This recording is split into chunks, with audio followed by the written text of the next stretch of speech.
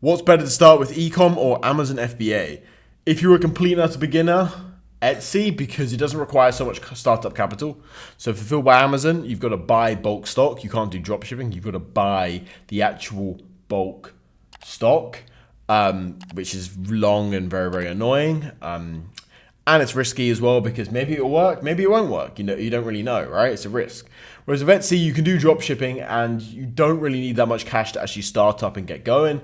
So you're actually going to be okay. Like it's hard to lose a lot of money with Etsy, basically. Quick interruption to this video. I'm doing a Rolex giveaway. So when my main channel reaches 10,000 subscribers, I'm going to give away a Rolex to one lucky subscriber. So click the top link in the description, go to my main channel, craigtyr. Click subscribe. When we reach 10,000 subscribers, which will be in just 2 months, I will give away a Rolex to one lucky subscriber. It could be you, so go subscribe.